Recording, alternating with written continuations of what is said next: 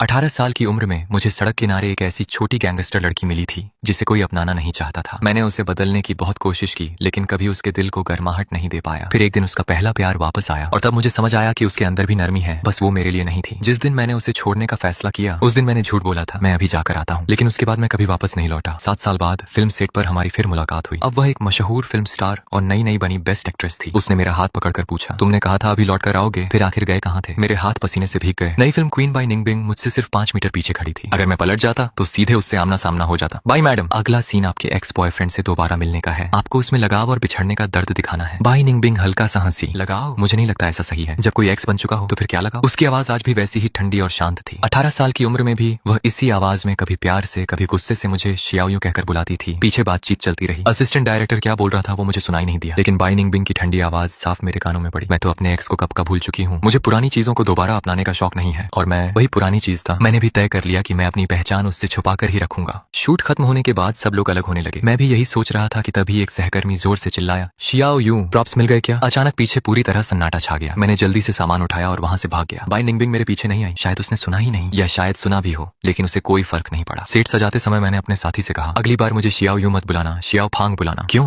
शियाओयू तो अच्छा नाम है। शियाओ फांग ज्यादा प्रोफेशनल लगता है। वह हंस पड़ा और मेरी बात मान ली। ये मेरी असिस्टेंट डायरेक्टर के तौर पर पहली फिल्म थी। शूट शुरू होने से पहले ही मुझे पता था कि फिल्म की हीरोइन बाय निंगबिंग है। वह फिल्मी परिवार से थी, आधी इंडस्ट्री के संसाधन उसके पास थे और सबसे बड़ी बात, उसकी एक्टिंग भी शानदार थी। सिर्फ 25 साल की उम्र में उसने बेस्ट एक्ट्रेस का अवार्ड जीत लिया था और दुर्भाग्य से मैं उसका पहला प्यार था। मैंने बहुत सोचा था कि यह काम करूं या नहीं, लेकिन इतनी अच्छी नौकरी छोड़ना भी नहीं चाहता था। आखिरकार मैं आ गया, लेकिन मन ही मन मैंने कसम खाई, उसे कभी पता नहीं चलना चाहिए कि मैं यहाँ हूँ, वरना मेरी जिंदगी खत्म हो जाएगी। क्योंकि 7 साल पहले हमारा ब्रेकअप बहुत बुरा हुआ था। मैंने उसे एक चिट्ठी लिखी थी, मुझे पहले से पता था कि तुम किसी बड़े फिल्मी परिवार से हो। मैं सिर्फ तुम्हारे घर की खबरें निकालने के लिए तुम्हारे करीब आया था। वैसे भी मुझे तुम्हारे जैसी गैंगस्टर लड़कियां पसंद नहीं है। मुझे तो नरम और शांत लड़कियां पसंद है। अब आगे कभी मत मिलना। चिट्ठी में जितना बेपरवाह बनने की कोशिश की थी, असल में मैं उतना ही टूटा हुआ था। मुझे नहीं पता बाय निंगबिंग ने वो चिट्ठी पढ़कर क्या महसूस किया होगा, लेकिन वह ऐसी इंसान थी जो बदला लेना नहीं भूलती थी। अगर उसने मुझे पहचान लिया तो शायद मेरा करियर खत्म हो जाता। असल जिंदगी में वह टीवी से भी ज्यादा खूबसूरत थी। उसकी जीन ही कमाल की है। अरे उसके माता पिता कौन है ये मत भूलो। दोनों कभी फिल्म इंडस्ट्री के सुपरस्टार थे। वैसे मुझे तो बाय निंगबिंग का शांत और सभ्य स्वभाव पसंद है। वो स्कूल में जरूर सबसे लोकप्रिय लड़की रही होगी। मैं लगभग खांस पड़ा। बाय निंगबिंग और शांत सभ्य, बिल्कुल गलत। वह सिर्फ स्कूल की सबसे मशहूर लड़की नहीं थी, बल्कि ऐसी दबंग लड़की थी जिससे सब डरते थे। आज भी मुझे उससे पहली मुलाकात याद है। मूसलाधार बारिश हो रही थी, सड़क पर लोग जल्दी जल्दी भाग रहे थे, लेकिन वह सड़क किनारे ऐसे बैठी थी जैसे उसमें जान ही न हो। जब मैं उसके पास पहुंचा तब उसने धीरे से सिर उठाया। उसकी आवाज बेहद रूखी थी, दफा हो जाओ। लेकिन मैं वहां से नहीं गया। मैंने चुपचाप अपनी छतरी उसके सिर के ऊपर कर दी। यहीं से मेरी और बाय निंगबिंग की कहानी शुरू हुई। मैंने सिर झटका और पुरानी यादों को दिमाग से बाहर निकालने की कोशिश की। फिल्म सेट बहुत शोरगुल वाला था, इसलिए मैं सीढ़ियों के पास जाकर बैठ गया। लेकिन जैसे ही मैंने दरवाजा खोला मैंने देखा बाय निंगबिंग अंधेरे में खड़ी थी। वो ठंडी नजरों से मुझे देख रही थी। ये बिल्कुल वैसा ही था जैसे कई साल पहले जब सीढ़ियों वाला कमरा अंधेरा और शांत हुआ करता था। मैंने सिर झुकाया और वापस जाने लगा। तभी उसने मुझे रोक लिया। क्या काम करते हो? डायरेक्टर का असिस्टेंट हूँ। अभी अभी ग्रेजुएट होकर भी डायरेक्टर झांग के साथ काम मिल गया। काफी टैलेंटेड हो। धन्यवाद बाय मैडम। तुम्हारी उम्र कितनी है? 25। वो हल्के से हंसी और आलस भरे अंदाज में बोली, हम दोनों की उम्र तो बराबर है, फिर भी तुम मुझे मैडम बुला रहे हो। असिस्टेंट डायरेक्टर भी आपको बाय मैडम कहते हैं और उनकी उम्र तो 43 साल है। फिर से बुलाओ। मैंने मजबूरी में कहा बाय मैडम। अंधेरे में मैं उसका चेहरा साफ नहीं देख पा रहा था, लेकिन ऐसा लगा जैसे उसके होंठों पर हल्की मुस्कान आई हो। एक ऐसी मुस्कान जिसमें बिल्कुल भी गर्माहट नहीं थी। मुझे अंदर से डर लगने लगा। फिर भी मैं खुद को तसल्ली दे रहा था, वह मुझे पहचान नहीं पाएगी। 7 साल पहले के मुकाबले मैं पूरी तरह बदल चुका था। पहले मैं दुबला पतला और कमजोर दिखता था, अब लोग मुझे अच्छा दिखने वाला लड़का कहते थे। यहाँ तक कि घर के रिश्तेदार भी मुझे तुरंत नहीं पहचान पाते थे। और अभी तो चारों तरफ अंधेरा था। बाय मैडम आप आराम कीजिए, मैं चलता हूँ। रुको, उसने फिर मुझे आवाज दी। तुम्हारा नाम क्या है? फांग चेन। पहले कभी कोई और नाम इस्तेमाल किया है? नहीं। बाय निंगबिंग कुछ देर चुप रही। मेरे पूरे शरीर पर ठंडा पसीना आ गया। असल में मेरा पुराना नाम फांग चेन ही था, बाद में मैंने बदलकर फांग शियाओयू रख लिया था। मैंने उससे पहले झूठ बोला था और अब फिर एक और झूठ बोल रहा था, शायद इससे हिसाब बराबर हो जाए। 11वीं की गर्मियों की छुट्टियों में मुझे बाय निंगबिंग सड़क किनारे मिली थी। उसने कहा था कि उसका कोई घर नहीं है, कोई परिवार नहीं है, और मैंने उसकी बात पर विश्वास कर लिया। मुझे लगा वो भी मेरी तरह अकेली और बेसहारा है। जब मैं छोटा था मेरे माँ बाप का तलाक हो गया था। दोनों ने दूसरी शादी कर ली और अपने अपने नए बच्चों में व्यस्त हो गए। किसी ने मुझे अपने साथ नहीं रखा। मैं अपनी मौसी के घर के बेसमेंट में पला बड़ा। मैं बचपन से बहुत शांत और आज्ञाकारी था, क्योंकि ऐसा रहने पर कम से कम खाना तो मिल जाता था। मैं और बाय निंगबिंग बिल्कुल अलग इंसान थे। मैं शांत, शर्मीला और सिर्फ पढ़ाई में डूबा रहने वाला लड़का था। 11वीं में हम दोनों एक ही क्लास में आए। किसी को नहीं पता था कि उसका परिवार कौन है। यहाँ तक कि अफवाहें थीं कि उसके माँ बाप नहीं है और वह बेघर है। स्कूल में हम दोनों अजनबियों की तरह रहते थे, लेकिन किसी को ये नहीं पता था कि हर रात बाय निंगबिंग बेसमेंट की खिड़की पर दस्तक देती थी। मैं उसके लिए फर्श पर थोड़ी जगह खाली कर देता, जहाँ वह चादर बिछाकर सो जाती, और सुबह मौसी के उठने से पहले ही वह चुपचाप चली जाती, जैसे कभी आई ही ना हो। बाय निंगबिंग अक्सर क्लास बंक करती थी और हमेशा चोटिल रहती थी। जब भी मैं उसकी चोटों पर दवाई लगाता वह दर्द से कहती, फांग शियाओयू थोड़ा धीरे नहीं कर सकते? मुझे सिर्फ शियाओयू बुलाओ। ठीक है शियाओयू, थोड़ा धीरे। शियाओयू मेरा बचपन का नाम था जो मेरी दिवंगत नानी ने रखा था। मुझे यह नाम हमेशा ज्यादा पसंद था क्योंकि बाय निंगबिंग निंगबिंग हर रात मेरे पास आकर सोती थी, इसलिए मुझे लगने लगा था कि वह मुझसे भी ज्यादा दुखी है। धीरे धीरे मुझे एक और गलतफहमी हो गई। एक बार मैं किताब लाना भूल गया था और टीचर मुझे डांट रही थी। तभी बाई निंगबिंग क्लास की आखिरी सीट से उठकर आई और अपनी किताब मेरे डेस्क पर फेंक दी। हालांकि मैं लड़का था, लेकिन मेरी ग्रोथ देर से हुई थी, इसलिए मैं दूसरों से छोटा दिखता था। दूसरी क्लास के लड़के अक्सर मुझे परेशान करते थे। जब भी मैं चुपचाप अपमान सहता रहता, बाई निंगबिंग मेरे सामने आकर खड़ी हो जाती। वह कहती, ये मेरे प्रोटेक्शन में है। मुझे लगा था कि हम दोनों एक दूसरे को समझते हैं, लेकिन बाद में एहसास हुआ ऐसा कुछ भी नहीं था। बाई निंगबिंग किसी अमीर फिल्मी परिवार की बेटी थी। उसके घर में आलीशान बंगले और महंगी स्पोर्ट्स कारें थीं। उसका एक जूता भी मेरे पूरे सीजन के कपड़ों से ज्यादा महंगा था। असल में वह तो बस अपने परिवार को चिढ़ाने के लिए मेरे साथ रहती थी। मुझे ये सच कब पता चला? शायद उसी दिन जब लू जिंगनियन उसकी जिंदगी में आया। तभी मेरी सोच अचानक टूटी। मैं वापस फिल्म सेट पर पहुंचा तो किसी ने मेरे हाथ में एक मिल्क टी थमा दी। लू जिंगनियन फिर से शूटिंग सेट पर आया था। इस बार भी वह सबके लिए मिल्क टी लेकर आया। देखो तो सही, इतना अमीर और हैंडसम लड़का जब फिल्म क्वीन के साथ खड़ा होता है तो दोनों कितने परफेक्ट लगते हैं। मैंने भी बाकी लोगों की तरह दूर खड़े उन दोनों को देखा। बाई निंगबिंग हल्का सा सिर झुकाकर लू जिंगनियन की बातें सुन रही थी। वह दृश्य इतना खूबसूरत था कि नजर हटाना मुश्किल था। तभी अचानक ऐसा लगा जैसे बाई निंगबिंग को एहसास हो गया हो और उसने मेरी तरफ देखा। मैं तुरंत सिर झुकाकर दूसरी तरफ देखने लगा। जब दोबारा नजर उठाई तो वह मुझे नहीं देख रही थी। मानो अभी जो हुआ वो सिर्फ मेरा भ्रम था। निंगबिंग, शूट खत्म होने के बाद मेरे साथ पेरिस चलोगी फैशन शो देखने? उसकी आवाज आज भी बिल्कुल वैसी ही थी जैसी 7 साल पहले थी। मैं अनायास ही पुरानी यादों में खो गया। स्कूल के दिनों में मैं और बाई निंगबिंग सिर्फ अच्छे सहपाठी थे। फिर बोर्ड परीक्षा खत्म होने वाली गर्मियों में हम दोनों रिलेशनशिप में आ गए। बाई निंगबिंग कभी बहुत प्यार जताने वाली लड़की नहीं थी, लेकिन वह मुझे ठुकराती भी नहीं थी। बस उसके मुंह से कभी मीठी बातें नहीं निकलती थी। फिर भी कुछ मामलों में वह अच्छी गर्लफ्रेंड थी। वो मेरा बहुत ध्यान रखती थी और हमेशा मेरी इज्जत करती थी, लेकिन उसने मुझे कभी अपने दोस्तों से नहीं मिलवाया। एक बार मैं उसे सरप्राइज देने के लिए बिलियर्ड्स क्लब पहुंचा, लेकिन मुझे देखकर उसका चेहरा उतर गया। वह चिढ़कर बोली, आगे से यहाँ मत आना। तब मैंने ज्यादा ध्यान नहीं दिया। मुझे लगा शायद उसका स्वभाव ही ऐसा है। लेकिन फिर लू जिंगनियन आया, महंगे सूट में, परफेक्ट हेयर स्टाइल के साथ। वह जैसे रोशनी बनकर मेरी दुनिया में घुस आया। निंगबिंग, तुम यहाँ क्या कर रही हो? मैं अभी नई फरारी लेकर आया हूँ, क्या मेरे साथ ड्राइव पर चलोगी? फरारी शब्द सुनकर ही मुझे झटका लग गया। लू जिंगनियन ने मेरी हैरान आंखों को देखा और पूछा, निंगबिंग ये कौन है? मैंने जवाब दिया, हेलो, मैं बाई निंगबिंग का बॉयफ्रेंड हूँ। वह हंस पड़ा, क्या मजाक कर रहे हो? निंगबिंग तुम्हें कैसे पसंद कर सकती है? उसका असली होने वाला बॉयफ्रेंड तो मैं हूँ। हम दोनों परिवारों के बीच शादी की बात पहले से तय है। किसने कहा? बाई निंगबिंग का चेहरा तुरंत सख्त हो गया। उसने लू जिंगनियन को धक्का देकर बाहर किया और ठंडे स्वर में बोली, उस शादी के लिए मैंने कभी हाँ नहीं की, लेकिन उसकी सफाई बहुत कमजोर थी। बाद में बाई निंगबिंग के माता पिता मुझसे मिलने आए। तभी मुझे पता चला कि वह सिर्फ किसी अमीर परिवार की बेटी नहीं थी, बल्कि पूरे फिल्म इंडस्ट्री के सबसे ताकतवर परिवारों में से एक थी। उसका परिवार मनोरंजन जगत का बड़ा हिस्सा कंट्रोल करता था। बाई निंगबिंग की अपने माता पिता से नहीं बनती थी। जानबूझकर उसने महंगे प्राइवेट स्कूल छोड़कर साधारण स्कूल में दाखिला लिया था। वह घर भी नहीं लौटती थी। उसके माता पिता हमेशा काम में व्यस्त रहते थे, इसलिए उन्हें अंदाजा तक नहीं था कि उनकी बेटी कैसी जिंदगी जी रही है। उस दिन की बातचीत के आखिर में उसके पिता ने मुझसे कहा, फांग शियाओयू, शायद तुम नहीं जानते, निंगबिंग बहुत जिद्दी लड़की है। वह तुम्हारे साथ सिर्फ हमें परेशान करने के लिए है। वह सच में तुमसे प्यार नहीं करती। उसने पहले भी कई बार ऐसा किया है। अगर यकीन न हो तो जरा ध्यान से देखना कि वह जिंगनियन के साथ कैसा व्यवहार करती है। असल में जिसे वो पसंद करती है वो जिंगनियन है। बस उसे खुद अभी अपनी भावनाओं का एहसास नहीं हुआ। फिर उन्होंने मेरी तरफ देखकर कहा, तुम और हम लोग अलग दुनिया के इंसान हैं। बाद में मुझे एहसास हुआ कि उसके पिता झूठ नहीं बोल रहे थे। बाई निंगबिंग मुंह से चाहे जितना कहे कि उसे लू जिंगनियन पसंद नहीं, लेकिन उसके साथ उसका व्यवहार हमेशा बहुत नरम रहता था। एक बार लू जिंगनियन मेरा मजाक उड़ा रहा था कि मैं गरीब हूँ। तभी बाई निंगबिंग वहाँ आ गई और अगले ही पल लू जिंगनियन ने मासूम चेहरा बनाकर कहा, निंगबिंग, अभी फांग शियाओयू मुझे मारने वाला था। बाई निंगबिंग ने तुरंत मेरी तरफ देखा, फांग शियाओयू, मैंने कहा था ना, उसे परेशान मत किया करो। उसी पल मुझे सब समझ आ गया। बाई निंगबिंग पत्थर दिल नहीं थी, बस उसका दिल मेरे लिए नहीं धड़कता था। अगस्त के आखिर में मैंने उसके माता पिता की शर्त मान ली। उनकी मदद से मुझे विदेश में पढ़ाई करने का मौका मिला। मेरे जैसे इंसान के लिए ये शायद जिंदगी का इकलौता मौका था। जिस दिन मैं जा रहा था मैंने बाई निंगबिंग से कहा, मुझे चॉकलेट खाने का मन कर रहा है। वह आदतन अपना बटुआ निकालते हुए बोली, सबसे महंगी वाली खरीदना। मैंने सिर हिलाया, नहीं, इस बार मैं खुद खरीदूंगा, मैं अभी जाकर आता हूँ। उसने बिना शक किए जवाब दिया, ठीक है, मैं इंतजार करूंगी। लेकिन उसके बाद मैं कभी वापस नहीं लौटा और उसके माता पिता की इच्छा के मुताबिक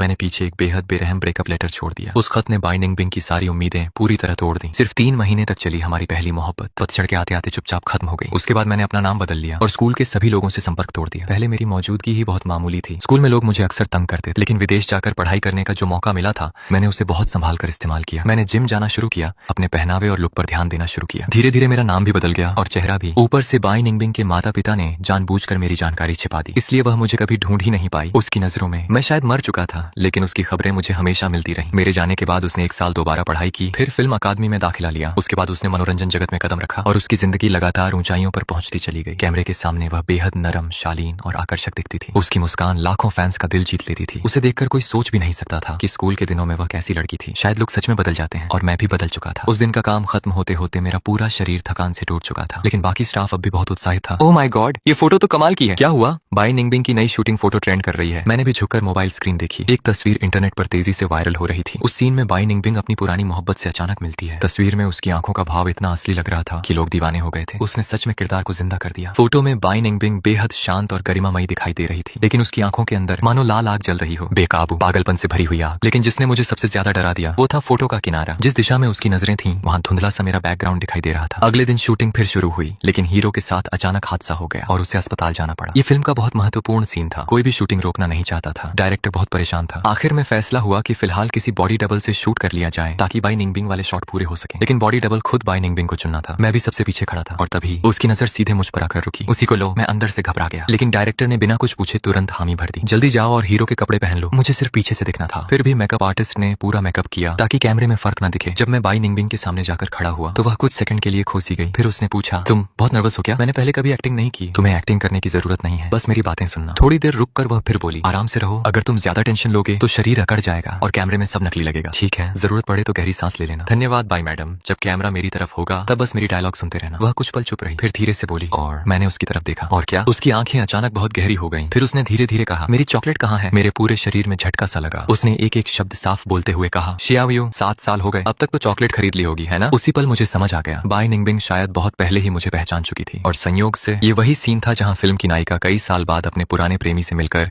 उससे अपने दिल की बात कहती है। कुछ पलों के लिए मुझे सच में लगा कि वह डायलॉग नहीं बल्कि मुझसे अपने दिल की बात कह रही है। लेकिन ऐसा कैसे हो सकता था? असल जिंदगी में बाई निंगबिंग ने कभी मुझसे प्यार भरी बातें नहीं की थी। शूट खत्म होने के बाद डायरेक्टर ने मेरी पीठ थपथपाई। शियाओफांग, तुम में एक्टिंग का टैलेंट है। अभी तुम्हारी आंखों का एक्सप्रेशन बहुत परफेक्ट था। मैं मन ही मन हंस पड़ा। क्या ये हो सकता है कि हम दोनों सिर्फ एक्टिंग नहीं कर रहे थे बल्कि सच में वही महसूस कर रहे थे? उसके बाद के कई सीनों में बाई निंगबिंग ने खुद मेरा नाम लेकर मुझे बुलाया। अब मेरा सिर दर्द से फटने लगा था। बाई निंगबिंग जैसी बड़ी स्टार से कोई टकराना नहीं चाहता था। ये साफ लग रहा था कि वह जानबूझकर मुझे अपने आसपास रख रही है और मुझे लगने लगा था शायद यह उसकी बदला लेने की शुरुआत थी। कुछ ही समय में मुझे असिस्टेंट से सीधे प्रमोशन देकर असिस्टेंट डायरेक्टर बना दिया गया, और वह भी बाई निंगबिंग का पर्सनल असिस्टेंट डायरेक्टर। अब मेरी जिंदगी ऐसी हो गई थी कि दिन के 18 घंटे मुझे उसी के आसपास घूमना पड़ता था। लेकिन मैं सिर्फ असिस्टेंट डायरेक्टर का काम नहीं कर रहा था। कभी सेट पर भारी सामान उठाना पड़ता तो कभी दूसरी भागदौड़ करनी पड़ती। एक दिन मैं भारी प्रॉप उठाने ही वाला था कि अचानक बाई निंगबिंग ने मेरी बाजू पकड़ ली। जाकर मेरे लिए मिल्क टी लेकर आओ। सिर्फ मिल्क टी ही नहीं, उसने ढेर सारे स्नैक्स भी मंगवाए। हालांकि सब कुछ ऑनलाइन डिलीवर हो सकता था, लेकिन वह जिद करके मुझे ही बाहर भेज दी। सच कहूं तो बाकी स्टाफ मुझसे जलने लगा था क्योंकि मैं ऑफिस के पैसे पर बाहर घुमाता था। लेकिन मजेदार बात यह थी कि जब मैं सब कुछ खरीद कर वापस आता तो बाई निंगबिंग का खाने का मन ही बदल चुका होता। एक हफ्ता उसकी इस तरह सेवा करते करते मेरा वजन तक बढ़ गया। धीरे धीरे बाकी लोग भी हैरान होने लगे। क्या वह जानबूझकर तुम्हें खाना खिलाती है? नहीं यार, ऐसा कुछ नहीं, लेकिन वह तुम्हें बहुत छूट देती है। बाई निंगबिंग बहुत सख्त इंसान है। इस फिल्म में उसकी कंपनी का भी पैसा लगा है। उसने पहले वाले कई असिस्टेंट डायरेक्टरों को खूब डांटा था, लेकिन तुम्हें उसने कभी कुछ नहीं कहा। मैं तुरंत बोला, ऐसी कोई बात नहीं है। वो मुझे परेशान करने का कोई मौका नहीं छोड़ती। लेकिन सेट पर फैल रही ये बातें आखिरकार लू जिंगनियन के कानों तक पहुंच गईं। वह तुरंत सेट पर आया और मुझे घूरते हुए बोला, तो तुम ही निंगबिंग के नए असिस्टेंट हो? मैंने उसे तुरंत सुधारा, असिस्टेंट नहीं, असिस्टेंट डायरेक्टर। वह हल्का सा हंसा, इतनी कम उम्र में तुम ये काम ठीक से कर लोगे? मैंने शांत स्वर में जवाब दिया, जिंग साहब, किसी को चेहरे से मत आंकिए। वह काफी देर तक मुझे घूरता रहा, फिर अचानक बोला, क्या हम पहले कहीं मिले हैं? शायद आपको गलतफहमी हुई है। और मुझे अमीर लोगों से पुरानी बातें करने में कोई दिलचस्पी नहीं। मैं फिर से अपने काम में लग गया। लू जिंगनियन ने ठंडी आवाज में कहा, मैं तुम जैसे लोगों को बहुत अच्छी तरह जानता हूँ, सिर्फ इसलिए कि निंगबिंग तुम्हें महत्व दे रही है। तुम्हें यह मत लगने लगे कि तुम ऊपर चढ़ सकते हो। अपनी औकात में रहना सीखो, वरना बाद में पछताने का समय भी नहीं मिलेगा। मैंने भौहें सिकोड़ ली। आप कहना क्या चाहते हैं? वह मुस्कुराया, तुम निंगबिंग के पुराने बॉयफ्रेंड जैसे लगते हो। यह कहकर वह मेरे चेहरे का भाव पड़ने लगा। उसे उम्मीद थी कि मैं चौंक जाऊंगा या दुखी हो जाऊंगा, लेकिन मैं सिर्फ हैरानी से उसे देखने लगा। लू जिंगनियन कुछ पल चुप रहा, फिर बोला, निंगबिंग तुम्हें इसलिए पास रखती है क्योंकि तुम उसके एक्स जैसे दिखते हो। वह तुम्हें सिर्फ उसका विकल्प समझती है। इसका मतलब यह नहीं कि वह तुम्हें पसंद करती है। असल में वह उस आदमी से नफरत करती है। मैंने धीरे से अपना काम नीचे रखा और उसकी तरफ देखकर मुस्कुराया। अगर वह सच में उससे नफरत करती है तो फिर उसकी जगह किसी और को क्यों ढूंढ रही है? ये बात थोड़ी विरोधाभासी नहीं लगती? लू जिंगनियन तुरंत चुप हो गया। वो बिना जवाब दिए वहां से चला गया। लेकिन उसके जाने के बाद मेरा दिल शांत नहीं हो पाया। शायद बाई निंगबिंग सच में मुझसे नफरत करती थी। उसी रात अचानक उसका मैसेज आया, मेरे लिए दवा लेकर आओ। मैं जानता था कि फिल्म की हीरोइन को नाराज नहीं कर सकता, इसलिए तुरंत दवा लेकर उसके कमरे में पहुंचा। मुझे लगा वह बस मुझे परेशान कर रही होगी, लेकिन इस बार वह सच में बीमार थी। उसके माथे पर पसीने की बड़ी बड़ी बूंदें थीं। मैं घबरा गया। क्या हुआ तुम्हें? पेट में बहुत दर्द हो रहा है। मैंने इधर उधर देखा। तुम्हारी असिस्टेंट कहाँ है? शहर गई है, अभी वापस नहीं आ सकती। मैं थोड़ा हैरान हुआ क्योंकि पहले उससे कभी पेट की बीमारी नहीं थी। तुम्हारे पेट को अचानक क्या हो गया? उसने आधी बंद आंखों से मुझे देखा। जिस साल मैंने दोबारा पढ़ाई की थी उस साल ठीक से खाना नहीं खाया। क्यों? क्योंकि मेरे लिए खाना बचाने वाला कोई नहीं था। उसकी बात सुनते ही मुझे पुराने दिन याद आ गए। जब वह रात में मेरे कमरे में आकर सोती थी तो मैं हमेशा उसके लिए खाना बचा कर रखता था, और जब मैं अपना होमवर्क खत्म करता तब तक वह चुपचाप सारा खाना खत्म कर चुकी होती। मैं हल्की मुस्कान रोक नहीं पाया। स्कूल की कैंटीन का खाना अब भी उतना ही खराब है क्या? वह चुप रही। उसकी वही पुरानी जिद्दी आदतें आज तक नहीं बदली थी। मैंने देखा कि टेबल पर ढेर सारा खाना रखा हुआ था। सब कुछ अभी भी गर्म था, अभी अभी आया है, लेकिन पेट दर्द की वजह से मैं खा नहीं सकती। फेंकना भी बेकार होगा, तुम खा लो। वह ऐसे बोली मानो बात बिल्कुल मामूली हो। वैसे भी रोज फिल्म सेट का बेस्वाद खाना खाते खाते मेरा मन भर गया है। अगर नहीं खाओगे तो सब फेंक देना। मैंने डिस्पोजेबल चॉपस्टिक तोड़ी और चुपचाप टेबल के पास बैठ गया। मैं बहुत शांति से खाना खा रहा था। कमरे में भी अजीब सी खामोशी थी। मुझे लगा बाई निंगबिंग सो गई होगी, लेकिन जैसे ही मैंने पलट कर देखा वो मुझे देख रही थी। बाई मैडम, अब मुझे फर्क नहीं पड़ता। मेरी इस बात ने उसका चेहरा कई दिनों तक खराब रखा, लेकिन मुझे परवाह नहीं थी। वैसे भी शूटिंग खत्म होने ही वाली थी, लेकिन शूटिंग खत्म होने से कुछ दिन पहले एक बड़ा हादसा हादसा हो गया। एक सीन नाव पर शूट हो रहा था, तेज हवा चल रही थी। साउंड रिकॉर्डिस्ट वॉशरूम गया हुआ था तो मैंने अस्थायी तौर पर उसकी जगह काम संभाल लिया। मैं जहाज के किनारे खड़ा होकर अपने से भी लंबा माइक्रोफोन पकड़े हुए था। हवा की वजह से मेरा संतुलन बिगड़ रहा था। अचानक एक बहुत तेज झोंका आया, मेरे पैर फिसल गए और मैं सीधे झील में गिर पड़ा। लेकिन मुझे तैरना नहीं आता था, सब कुछ अस्त व्यस्त हो गया। धुंधली चेतना में मैंने किसी की घबराई हुई आवाज सुनी, शियाओयू। अगले ही पल बाई निंगबिंग भी बिना सोचे झील में कूद गई। उसने मुझे कसकर पकड़ लिया, इतनी मजबूती से मानो अगर उसने छोड़ा तो मैं हमेशा के लिए खो जाऊंगा। उसके बाद मुझे कुछ याद नहीं। जब मेरी आंख खुली मैं एक अनजान कमरे में था। बेड के पास एक हाथ से लिखा नोट रखा था, ये मेरा घर है, शूटिंग लोकेशन से ज्यादा दूर नहीं। मैंने तुम्हारी छुट्टी करवा दी है, कुछ दिन आराम करो। अगर कपड़े बदलने हो तो ड्रेसिंग रूम में नए पुरुषों के कपड़े रखे हैं। कमरे को देखते ही समझ आ गया कि यह बाई निंगबिंग का घर है। फिल्म इंडस्ट्री के बहुत से कलाकार शूटिंग लोकेशन के पास घर रखते हैं और उसके पास भी था।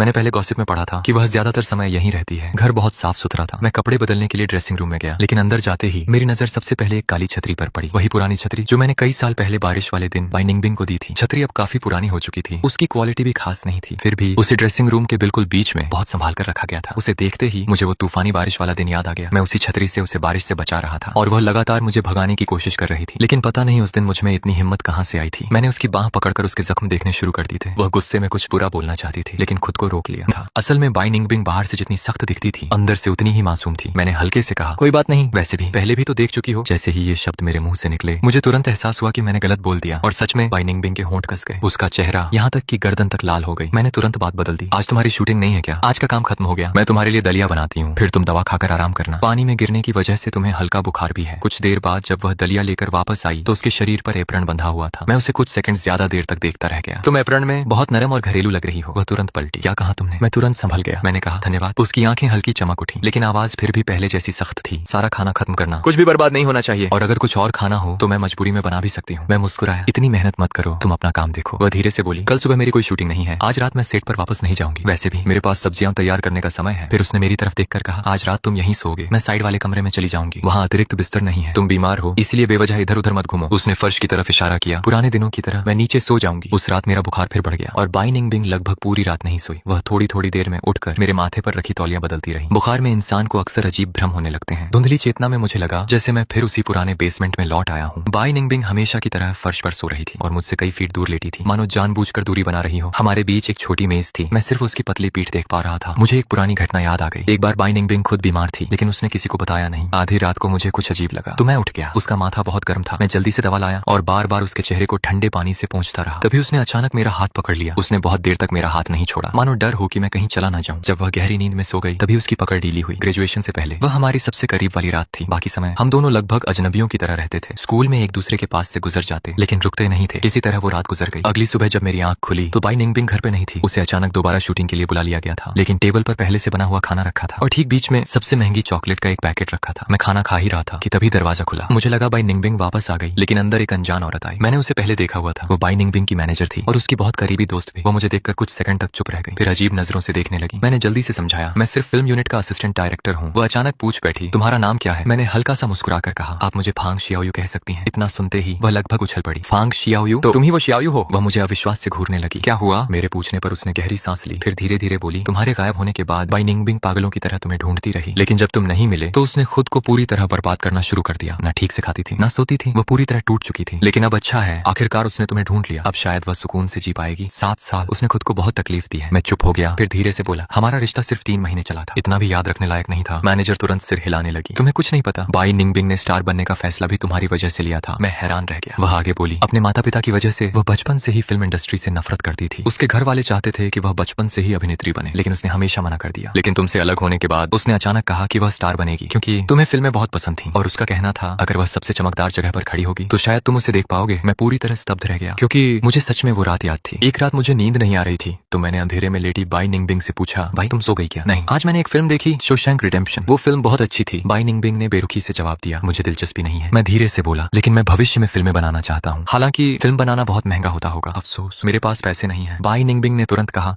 फिल्म बनाना इतना भी महंगा नहीं होता। उस समय मुझे लगा उसे दुनिया की कोई समझ नहीं है, बस अजीब अजीब सपने देखती रहती है, इसलिए मैंने आगे बात नहीं बढ़ाई। लेकिन अब पता चला उसे वो सारी बातें आज भी याद थी। मैनेजर ने गहरी सांस लेते हुए कहा, सिर्फ 3 महीने और उसने तुम्हें पूरी जिंदगी के लिए दिल में बसा लिया। दोपहर में बाई निंगबिंग वापस घर लौटी। उसने मैनेजर को देखकर पूछा, तुम यहाँ क्या कर रही हो? मैनेजर मुस्कुराई, तुम्हारी शूटिंग खत्म होने वाली है, सोचा थोड़ी सफाई कर दूं। बाई निंगबिंग ने तुरंत कहा, जरूरत नहीं, तुम जा सकती हो। और हाँ, मैं कुछ समय आराम करना चाहती हूँ, अभी कोई नया काम मत लेना। मैनेजर हंस पड़ी, वाह, प्यार मिला नहीं कि दोस्ती भूल गई। याद है पहले जब तुम इसे ढूंढ नहीं पा रही थी तो मेरे सामने बैठकर रोती रहती थी। बाई निंगबिंग तुरंत शर्मिंदा होकर बोली, मेरे बॉयफ्रेंड के सामने ये सब मत बोलो। मैंने तुरंत सुधार किया, एक्स बॉयफ्रेंड, और वैसे भी तुमने खुद मुझसे कभी ब्रेकअप नहीं किया। बाई निंगबिंग तुरंत बोली, मैंने चिट्ठी छोड़ी थी। मैंने शांत आवाज में कहा, सिर्फ एक चिट्ठी, मैंने पढ़कर फेंक दी थी। मुझे कैसे पता चलता कि वो सच में तुम्हारी लिखी हुई थी। मैनेजर माहौल समझकर चुपचाप निकल गई। मैंने बाई निंगबिंग से पूछा, उस चिट्ठी में मैंने लिखा था कि मैं तुम्हारे परिवार की खबरें निकालना चाहता था, तुम्हें गुस्सा नहीं आया? बाई निंगबिंग फल धोते हुए बोली, तुम में इतनी हिम्मत ही नहीं थी, और वैसे भी अगर सच में कोई खबर फैलती तो मुझे पता चल जाता। मैं पूरी तरह चुप हो गया। फिर मैंने धीरे से कहा, ब्रेकअप के लिए सिर्फ एक इंसान का फैसला काफी होता है, चाहे तुम मानो या नहीं। हमारा रिश्ता बहुत पहले खत्म हो चुका है। ये सुनते ही बाई निंगबिंग का शरीर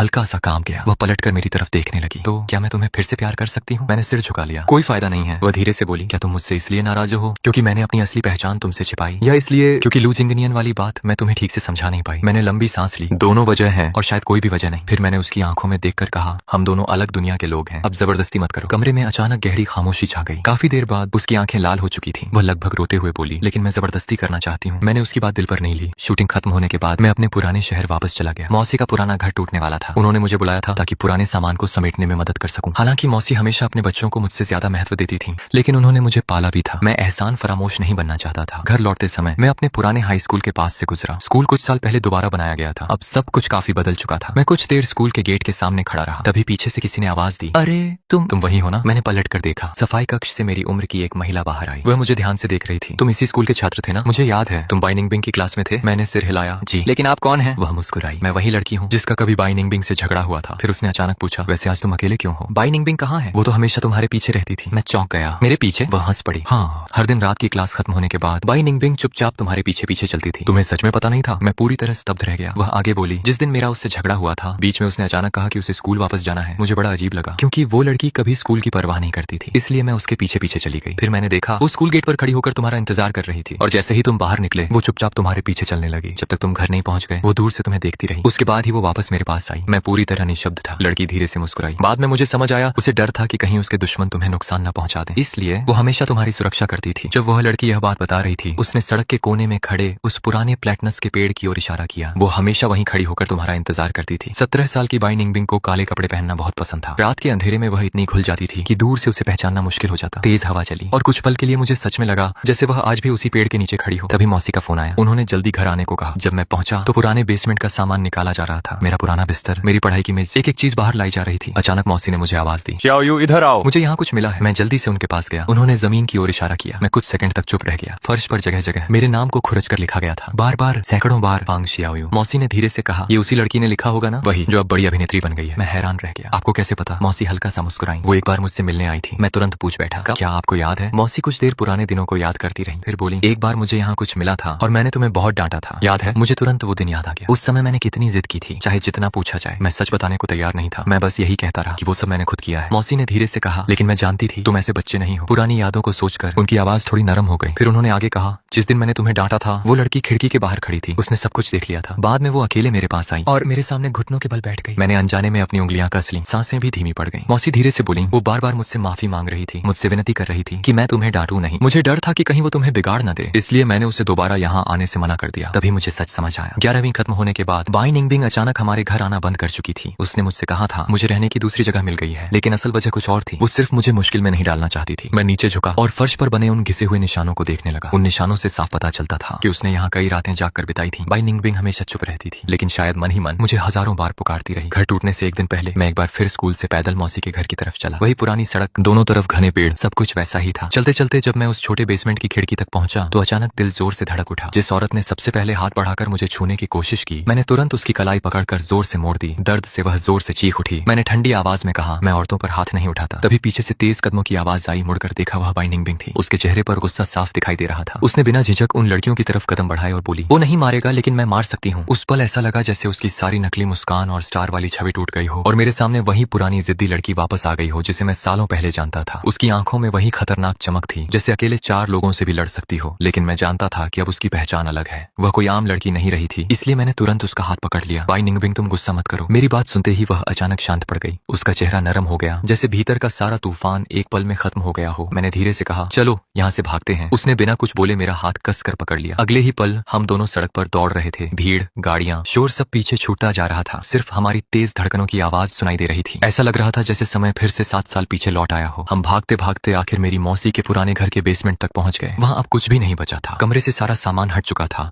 बिजली भी नहीं थी, सिर्फ खिड़की से आती हल्की चांदनी कमरे को रोशन कर रही थी। कुछ देर दोनों चुप रहे, फिर एक साथ बोल पड़े। मैं हल्का सा मुस्कुराया और बोला, पहले मैं बोलूंगा। तुम रोज मेरे पीछे पीछे घर तक आती थी ना? बाई निंगबिंग ने धीरे से सिर हिलाया। हाँ, क्योंकि मेरा स्वभाव खराब था। मैं बहुत लोगों से लड़ती थी। मुझे डर रहता था कि कहीं कोई तुम्हें नुकसान न पहुंचा दे। मैंने हैरानी से पूछा, तो तुमने कभी बताया क्यों नहीं? वह हल्का सा हंसी। तुम्हें बताकर क्या करती? तुम्हें बस पढ़ाई करनी थी, बाकी सब मैं संभाल लेती। मैंने फर्श पर उकेरे गए अपने नामों की तरफ इशारा किया। और ये? वह कुछ पल चुप रही, फिर धीमी आवाज में बोली, इसका मतलब था कि मैं तुम्हें पसंद करती थी। मैं स्तब्ध रह गया। लेकिन तुमने कभी कहा नहीं। उसने नजरें झुका ली। क्योंकि मुझे कभी प्यार जताना आया ही नहीं। बचपन से किसी ने मुझे सिखाया ही नहीं कि किसी से प्यार कैसे करते हैं। उसने बताया कि वह आईने के सामने खड़े होकर मैं तुमसे प्यार करती हूँ बोलने की प्रैक्टिस करती थी, लेकिन हर बार शर्म से रुक जाती थी। इसलिए उसने 1000 कागज की सारस चिड़ियां बनाई थी और हर एक के अंदर लिखा था, मैं तुम्हें पसंद करती हूँ। वह उन्हें मेरे जन्मदिन पर देना चाहती था, लेकिन उससे पहले ही मैं उसकी जिंदगी से गायब हो गया। कुछ देर बाद मैंने धीरे से पूछा, और लू जिंगनियन? उसने तुरंत सिर हिलाया। मैंने उसे कभी प्यार नहीं किया। फिर उसने बताया कि बचपन में जब उसे तेज बुखार आया था, तब वही सबसे पहले उसे अस्पताल लेकर गया था। डॉक्टर ने कहा था कि अगर थोड़ी देर और हो जाती तो उसकी जान भी जा सकती थी। उसी दिन उसने तय किया कि वह उसे अपने बड़े भाई की तरह मानेगी। मैं हमेशा उसे परिवार की तरह समझती रही, लेकिन उस गर्मियों में उसने मुझे धमकी दी थी। मैं चौंक गया। उसने भारी आवाज में कहा, उसने कहा था कि अगर मैं उसकी बात नहीं मानूंगी तो वो तुम्हारे खिलाफ मेरे माता पिता के कान भर देगा और वो लोग तुमसे नफरत करने लगेंगे। बाई निंगबिंग ने धीरे से कहा, अगर मेरे माता पिता तुमसे नाराज हो जाते तो वो चुपचाप तुम्हारी जिंदगी बर्बाद कर सकते थे। हो सकता था कि तुम्हें कॉलेज में दाखिला तक न मिलता। उसकी बात सुनकर मुझे सब समझ आ गया। मैंने धीमी आवाज में पूछा, इसलिए तुम हमेशा कहती थी कि मैं लू जिंगनियन से दूर रहूं? उसने सिर हिलाया। हाँ, उसने कहा था कि तुमने उसे फंसाने की कोशिश की, लेकिन मैंने उसकी एक भी बात पर विश्वास नहीं किया। मैं सिर्फ चाहती थी कि तुम्हारा उससे कोई संबंध ही ना रहे। तुम उससे बात तक मत करो, तभी तुम सुरक्षित रहोगे। यह कहते हुए उसकी आवाज धीमी पड़ गई। मुझे नहीं पता था कि मेरी बातों से तुम इतना गलत समझ जाओगे। तुम सीधे मुझसे पूछ भी सकते थे। मैं चुप हो गया। पुरानी बातें याद आते ही दिल अजीब सा भारी हो गया। फिर मेरे मन में अचानक एक सवाल उठा, क्या सिर्फ वही प्यार करना नहीं जानती थी? नहीं, मैं भी नहीं जानता था। बचपन में अपने ही माता पिता से बार बार ठुकराए जाने के बाद मैंने सवाल पूछना ही छोड़ दिया था। मेरी दुनिया में सिर्फ एक चीज मायने रखती थी, अच्छे नंबर लाना, अच्छा काम करना और लोगों से थोड़ी सी तारीफ पा लेना। क्योंकि मुझे हमेशा डर रहता था कि अगर मैं गलत निकला तो फिर से छोड़ दिया जाऊंगा। इसीलिए बाई निंगबिंग के सामने मैं अंदर ही अंदर टूटता रहा, लेकिन उससे कभी शिकायत नहीं कर पाया, न गुस्सा किया, न सवाल पूछा। प्यार करना नहीं आना, शायद यही हमारी सबसे बड़ी समानता थी। खिड़की से आती चांदनी कमरे में फैल रही थी। कुछ देर बाद मैंने धीरे से कहा, एक बात और है, मेरे विदेश जाने का खर्च तुम्हारे माता पिता ने उठाया था। वह हल्का सा मुस्कुराई। मुझे पहले से पता था। मैंने नजरें झुका ली। असल में मैं मना भी कर सकता था, लेकिन वो शायद मेरी जिंदगी का इकलौता मौका था। मैं थोड़ा स्वार्थी हो गया था। बाई निंगबिंग ने बहुत नरम आवाज में कहा, मैं समझती हूँ। फिर वह मेरी तरफ देखकर मुस्कुराई। शियाओयू, तुम बहुत अच्छे इंसान हो। कभी कभी थोड़ा स्वार्थी होना भी जरूरी होता है, वरना दुनिया तुम्हें चोट पहुंचाती रहेगी। मैंने माहौल हल्का करने की कोशिश की। अब मैं भी अपने करियर पर ध्यान दूंगा। कोई दिक्कत नहीं, मैं तुम्हारा साथ दूंगी। मैं हंस पड़ा। तुम एक मशहूर अभिनेत्री हो, तुम्हारा भविष्य इतना बड़ा है, फिर मेरे पीछे क्यों आना चाहती हो? वह मेरी आंखों में देखते हुए बोली, क्योंकि अभिनेत्री बनने की वजह भी तुम ही थे। मैं कुछ बोल नहीं पाया। वह धीरे से मुस्कुराई। हमारा रिश्ता सिर्फ 3 महीने चला था, लेकिन मेरा प्यार सिर्फ 3 महीने का नहीं था। गलतफहमियां दूर होने के अगले ही दिन बाई निंगबिंग ने सबके सामने हमारा रिश्ता स्वीकार कर लिया।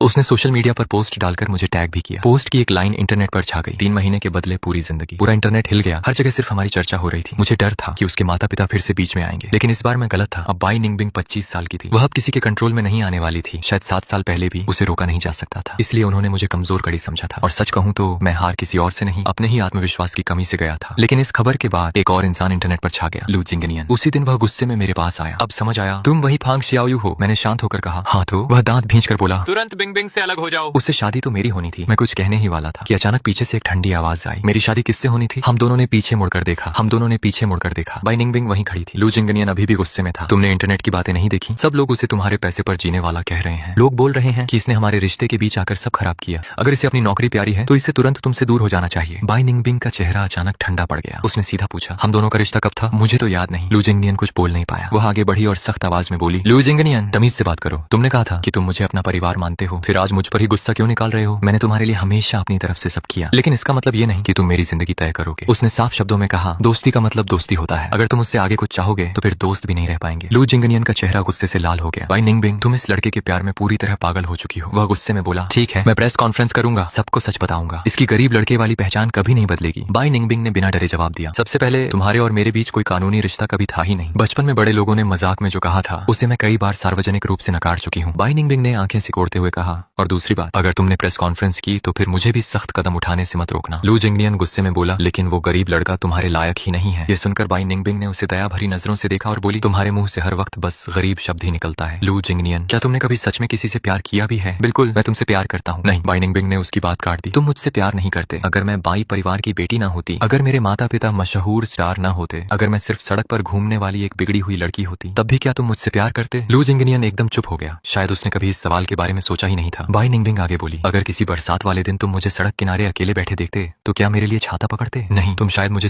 समाज की खराब लड़की समझकर नफरत करते। उसकी आवाज अब धीमी लेकिन बेहद गंभीर थी। तुम्हें मेरी पहचान पसंद है, मैं नहीं। तुम तो यह बात भी स्वीकार नहीं कर पा रहे कि मैं कभी एक छोटी गुंडा लड़की थी। इतना कहकर बाई निंगबिंग मेरा हाथ पकड़कर वहां से चली गई। मैंने पीछे मुड़कर देखा तो लू जिंगनियन अब भी वहीं खड़ा था, जैसे उसकी दुनिया हिल गई हो। पता नहीं उसे हमारी बात समझ आई या नहीं, लेकिन एक हफ्ते बाद खबर मिली कि उसकी प्रेस कॉन्फ्रेंस तय समय पर होने वाली है। बाई निंगबिंग उसे रोक नहीं सकती थी, लेकिन उसने आने वाले हर हालात से निपटने की पूरी तैयारी कर ली थी। हालांकि प्रेस कॉन्फ्रेंस वैसी नहीं निकली जैसी सबने सोची थी। उस दिन लू जिंगनियन शानदार कपड़ों में कैमरों के सामने आया, लेकिन उसका चेहरा थका और बुझा हुआ लग रहा था। उसने माइक्रोफोन के सामने खड़े होकर कहा, आज मैं एक बात साफ करना चाहता हूँ, मेरा और बाई निंगबिंग का कोई शादी का रिश्ता नहीं है। पूरा हॉल हैरानी से भर गया। लोग तो किसी बड़े स्कैंडल की उम्मीद लेकर आए थे, जैसे कि फिल्म स्टार का अफेयर या धोखा। लेकिन लू जिंगनियन ने शांत आवाज में कहा, मैं और बाई निंगबिंग बचपन से साथ बड़े हुए हैं, क्योंकि हमारे परिवारों का आपस में बिजनेस संबंध था। उसने हमेशा मुझे बड़े भाई की तरह माना और मैंने भी उसे सिर्फ छोटी बहन समझा। जहाँ तक शादी की बात है, वो सिर्फ परिवार वालों का मजाक था। हमने कभी उसे स्वीकार नहीं किया। उसने आगे कहा, मैंने कभी बाई निंगबिंग से प्यार नहीं किया और न ही उसने मुझसे। पूरा हॉल एकदम शांत हो गया। फिर उसने गहरी सांस लेकर कहा, मैं उम्मीद करता हूँ कि लोग अब झूठी अफवाहें फैलाना बंद करेंगे। कुछ सेकंड रुकने के बाद उसने मेरा नाम लिया और